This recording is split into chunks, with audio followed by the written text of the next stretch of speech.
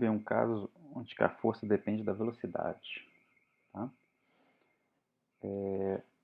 Então, nesse caso, a gente vai ter uma força que é do tipo força que depende da velocidade, tá? Então, pela segunda lei de Newton, a gente tem que m dv dt é igual a força F de v, tá? Bom, agora nota o seguinte, para eu poder integrar os dois lados dessa equação, essa força aqui está dependendo da velocidade, né? Então ela tem que ficar junto do integrando aqui do dv, tá? Então eu vou ter que passar o dt multiplicando, mas esse f de v vai passar dividindo para ele ficar junto do integrando aqui. Então vai ficar m dv sobre f de v igual a dt. Tá? Aí agora eu posso integrar os dois lados da equação. Tá?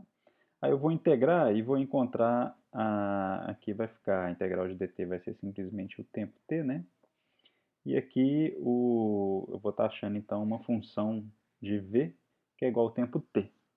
Tá? Então aqui eu tenho um tempo em função da velocidade, não a velocidade em função do tempo. Né? Então a gente depois tem que inverter essa equação e para achar, inverter a equação para calcular o v de t. Né? Tá bom? Uma vez que a gente tem um v de t, a gente vem e pode calcular, né, o x de t. Beleza? Então vamos fazer um exemplo. Então vamos colocar aqui que eu tenho um eixo x horizontal aqui. Tá? E eu vou colocar aqui um bloquinho de massa m, tá? Com uma velocidade inicial v0. Tá? E esse bloco está sujeito a uma força que depende da velocidade, tá? Que é contrária ao movimento. Então, é uma força que é uma força do atrito do ar. Tá? Então aqui eu tenho essa força F que depende da velocidade v. Tá? F de v é uma força de atrito do ar. Tá?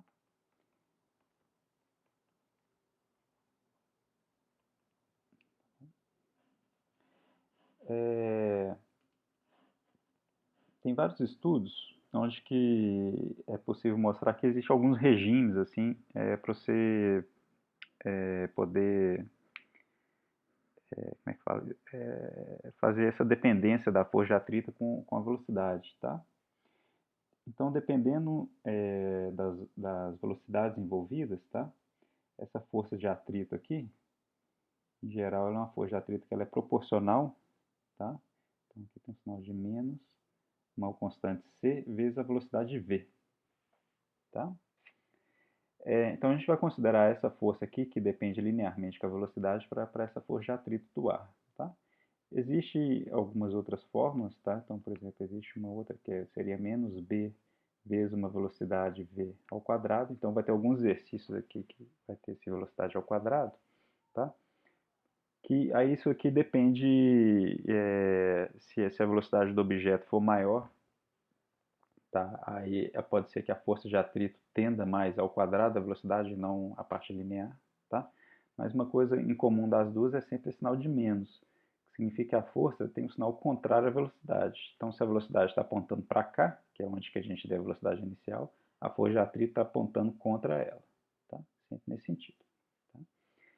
E outra coisa aqui, para essa força de atrito do ar, é essa constante C ou essa constante B. Tá? Essas constantes, elas são constantes que dependem da forma do objeto. Tá? Então, se o objeto ele tem uma forma aerodinâmica apropriada, em geral, esse C vai ser um valor menor. Tá? Se ele é um objeto plano, assim, né, que gera muita resistência do ar, esse valor de C é maior. Então, isso aí é uma coisa que depende da geometria do objeto. Tá? Então, existem... isso aqui é tudo determinado empiricamente. Tá? Então, você pode colocar, por exemplo, naqueles túneis de vento, você coloca um objeto que você quer determinar essa constante de atrito e você consegue determinar. Tá? Então, para alguns objetos simples, até existem tabelas assim, com valores bem próximos da realidade assim, para cada objeto. Bom, então tá. Então o que a gente vai utilizar aqui vai ser essa força que é linearmente dependente da velocidade. Tá?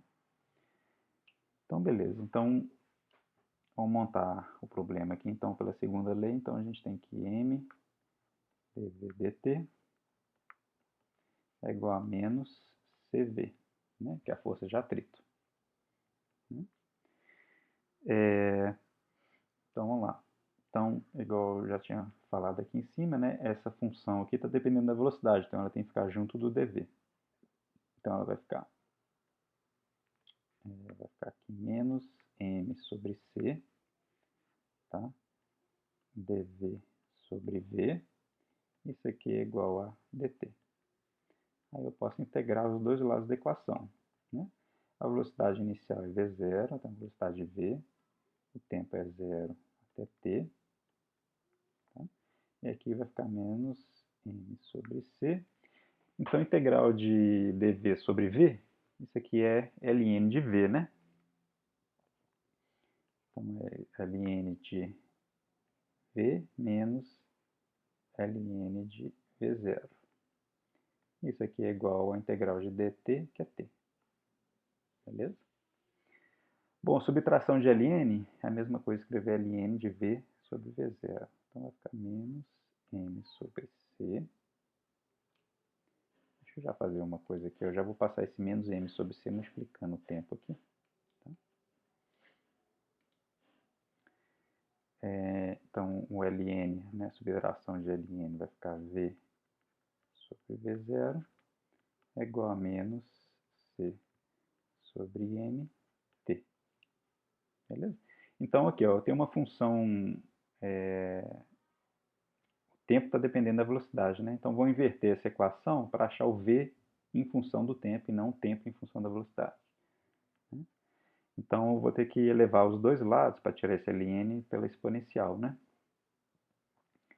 Então, vai ficar elevando aos dois lados.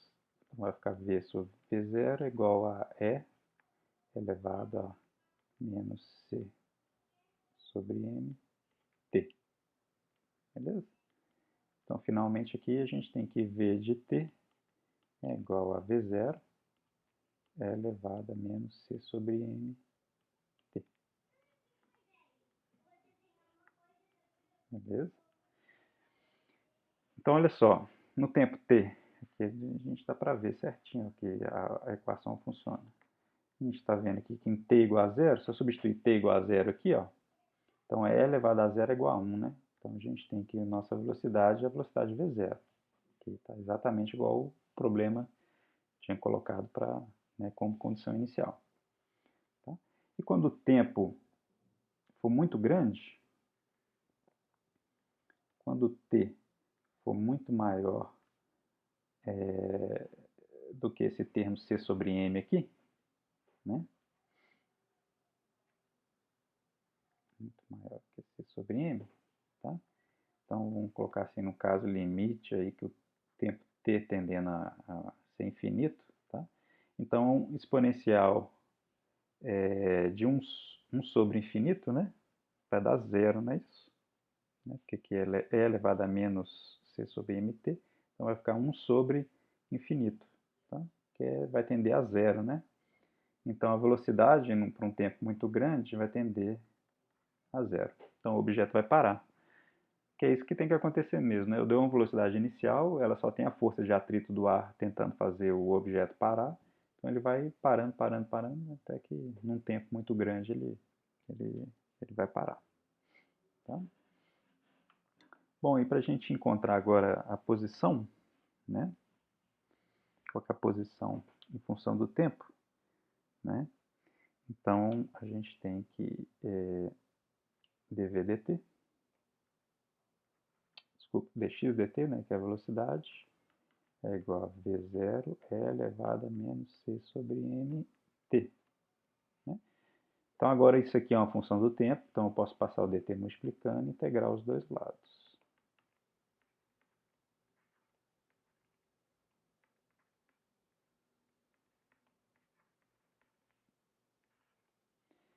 Então, vamos colocar aquela a partir de uma posição inicial 0 até uma posição x e de um tempo 0 até um tempo t. Vai ficar x de t é igual a v0. Então, a integral de e elevado a menos c sobre mt, ela vai ser e elevado a menos c sobre mt mesmo, né? Só que dividido por esse termo menos c sobre m, que está multiplicando o t aqui, né? Então, vai ficar aqui menos c sobre m, tá? Isso aqui indo de tempo t, um tempo 0 até um tempo t, né? Então, aqui vai ficar menos m sobre c vezes v0 é elevado, então aqui eu vou fazer aos poucos aqui, menos c sobre m t menos o zero aqui, é elevado a zero, né? Então aqui vai ficar m sobre c v0, tá? Aqui já vou jogar esse menos aqui para dentro desse parênteses, para inverter isso aqui. Então, e elevado a zero é igual a 1, né? Então, é igual a 1 menos e elevado a menos c sobre mt. Então, aqui está a posição, né, em função do tempo. Então, tem essa função aqui. Beleza?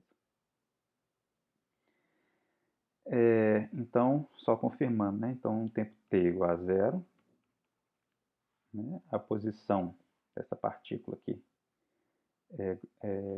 vai ficar e elevado a zero, né? Que é igual a 1.